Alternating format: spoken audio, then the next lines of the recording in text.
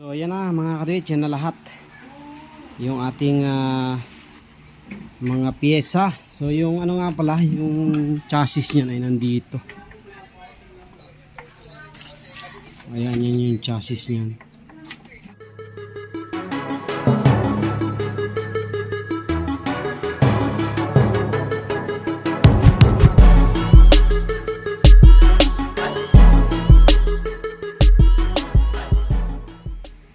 Yo, what's up mga kapatid? Ayan, magandang hapon po sa inyong lahat. Isang mapagpalang hapon ngayon Sabado. Ayan, Sabado wala tayong pasok. At habang wala tayong customer, ay meron tayong i-unbox. Ayan, mag-unbox tayo ng ating mga pinaship na galing sa Mulanay. Ayan. So, ito yung mga parts ng ating Kawasaki Barako na ating i-restore. Nakatambak lang doon, so sayang naman, kaya ang gagawin natin ay i-restore natin dito, paandarin ulit natin dahil nag-stack up na yung kanyang piston. Ang plano ko, once na mapaandar ko, ayusin ko na, i-restore ko kasi kumpleto naman yung papel niya, and then sasabitan ko ng maliit na sidecar para pangkuha-kuha ng mga paninda at panghatid na rin sa estudyante. Hey there, subscribe to my channel and also press this bell icon. Dadalhin sana ng tatay ko nung April. So yun nga lang, ay overloaded na, madaming pangarga yung sinakyan niyang van. Kaya ang ginawa dito ay pina-ship na lang sa, pinakarga na lang sa ibang van. Nagbayad na lang ako ng pamasahe. So ito yung makina. Ayan, so ito yung makina. Hindi ko na ito bibiyakin kasi hindi naman stack up yung loob. Yung piston lang ang gumikit doon sa piston pin. Napaklas na natin sa block. So hindi ko lang talaga matanggal yung piston dito sa piston. Itong piston sa kanyang connecting rod. Kaya yun, ano natin. Dito natin dinala dahil limited tools lang tayo doon sa Mulanay. So at least dito marami tayong tools at magagawa natin ng paraan na matatanggal natin yan. So humiram na rin ako ng torch stick sa ano ko, tropa ko. So ito yung ating makina.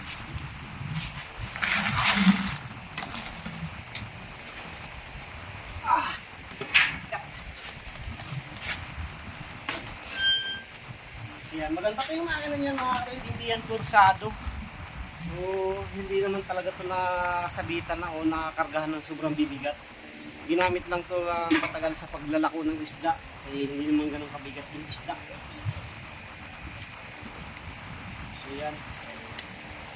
So ayusin natin ito. Ayan o, function naman yan o. Ito lang talaga hindi ko matanggal. So ayos pa rin yung piston niya, walang kayod. Wala pa namang alog sa ano. So ayusin natin to.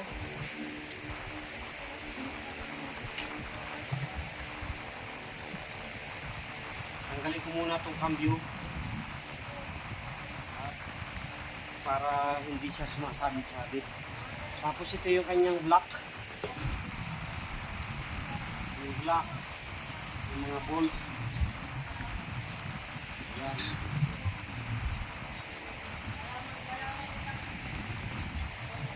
Ito pala yung hinahanap ko isang dowel pin. Okay, kumpleto pa naman yung mga dowel.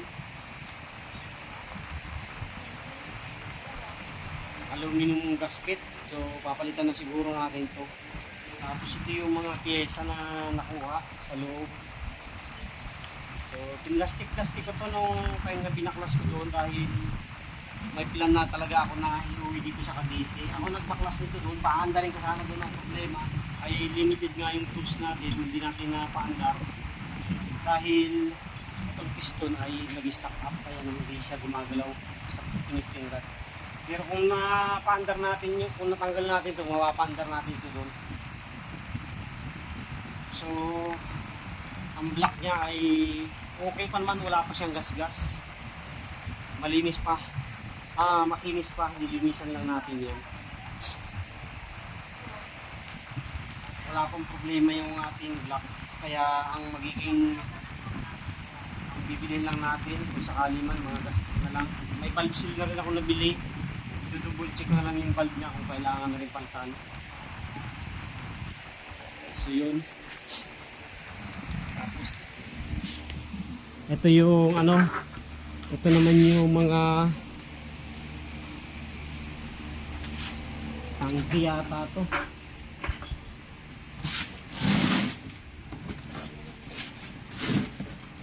Ayun, tangki.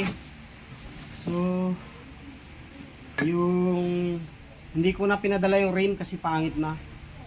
Ang gagawin ko, bibili na lang ako ng bagong rim, i-repaint ko na lang to. So sa tingin ko okay pa naman to. Kasi mahal din tong mga hub ng Barako eh. Since ito mga original talaga to, wala pa namang mga bingot oh. Wala pang mga nag-crack. Kaya pwede pa yan. I-repaint na lang natin.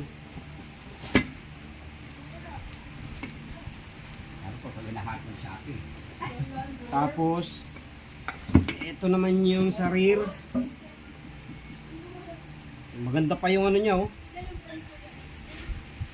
Flat sprocket niya oh.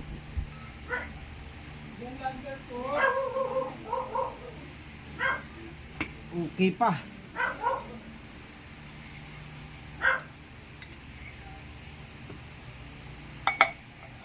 So ayos pa yung mga hub niya mga katuwid.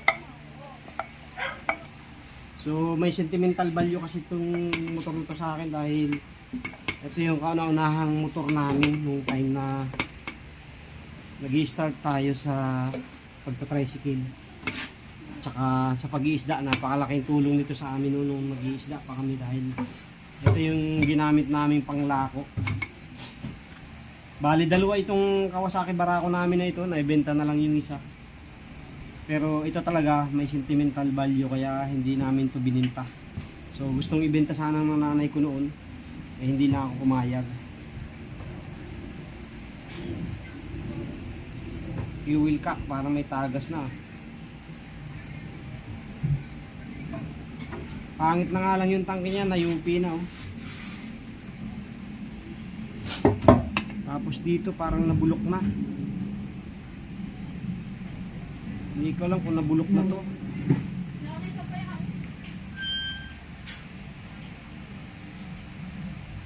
I-leak-test na lang natin din kung hindi na siya magkakari.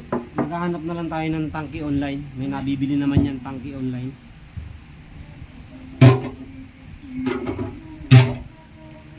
Parang may gasolina pa eh.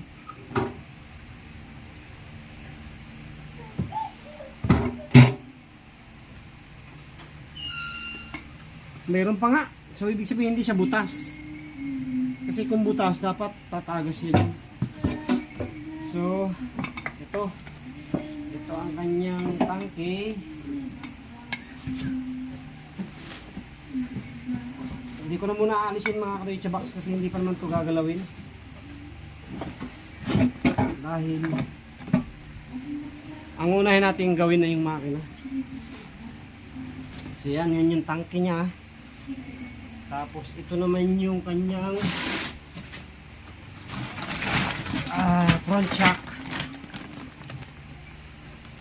Front shock. Tingnan natin kung okay pa, pero itong front shock nito, malaki na ang problema nito eh.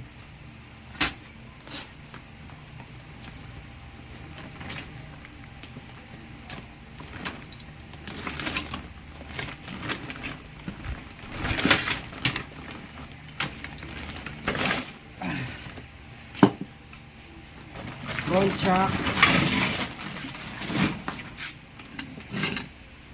brake rod, ito natin ilagay. So manibela, tingnan natin kung okay pa, pero plano ko bumili ako ng stainless dyan sa yung mga nakikita natin sa gilid-gilid na ano, nagtitinda ng mga stainless parts ng mga motor. Ayan, gusto kong bumili nun. Wala na, naubos na pati yung mga kabitan na side mirror oh. Naubos na, parang nakahuya na to ah. So ito yung sinasabi ko sa inyo mga kaduito.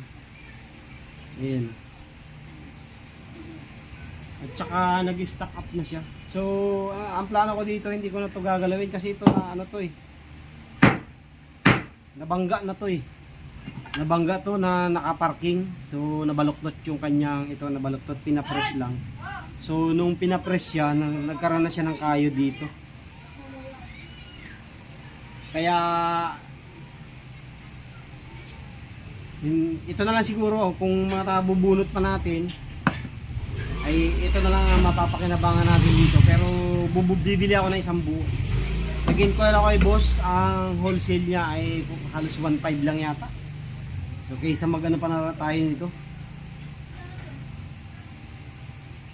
Wala namang mabibili na inner tube lang. Buti kung may mabibili na inner tube lang. So pwede sana. So wala, isang buo na lang bibili natin. Ayan ito.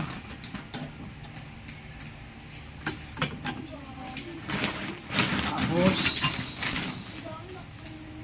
plate number. Ayan, mahalaga yung plate number kasi ito paparehistro natin eh. Ito iniisip ko din nung nakaraan eh kung naisama ba. Ayan, last registration niya 2006 pa oh. Nasa record pa kaya ng LTO ito mga kaduit. Ayan. Ano to?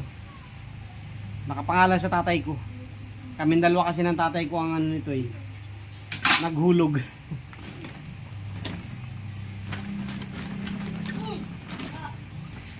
Yan. Ehe.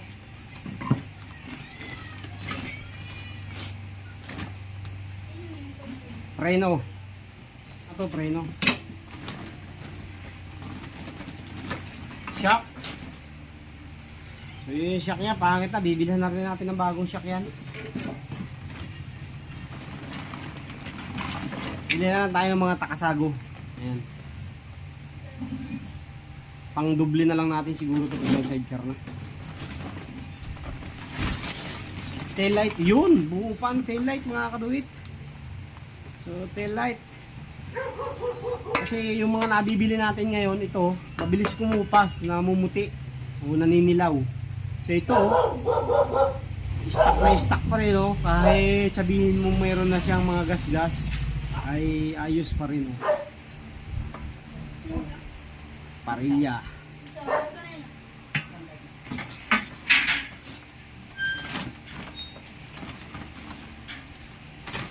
And then, ehe, ulit. Ang lahat yung mga piyesa. Tapos ito yung kanyang head. So ito naman yung head.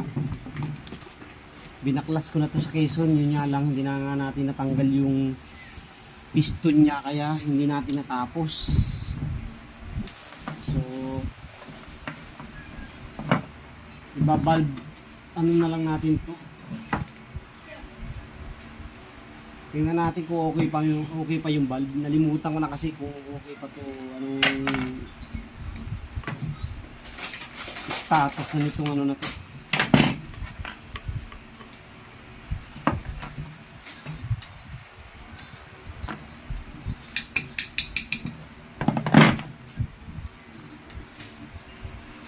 Manipis na.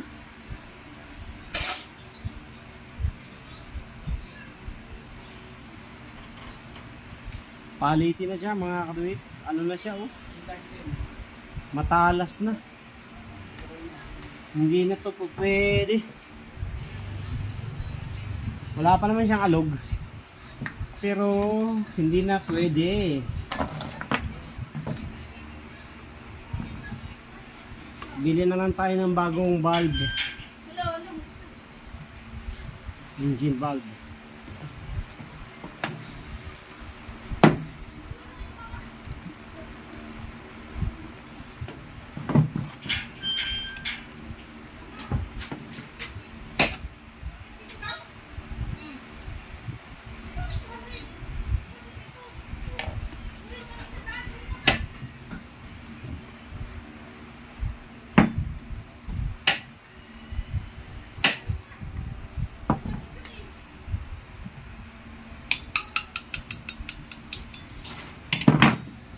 Ito yung intake. So, ang intake niya mga katuwit ay lubog na rin.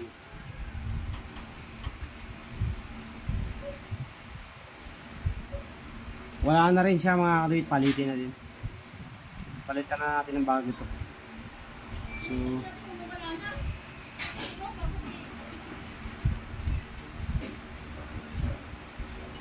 manipis na siya mga katuwit, palitan talaga bago. Palitan na natin ng bago. Hindi ko na muna siya nilinisan niya sa ngayon. Ang target ko ay ito ang unahin ko talaga. Tatanggalin ko muna yung piston. Once na matanggal na natin yung piston, doon na ako umpisa maglinis. So, yun lang muna. Flex lang natin. Yan, mga katuwit, yan na lahat.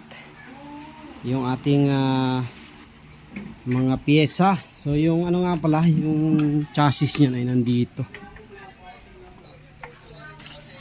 Ayan, yan yung chassis niyan.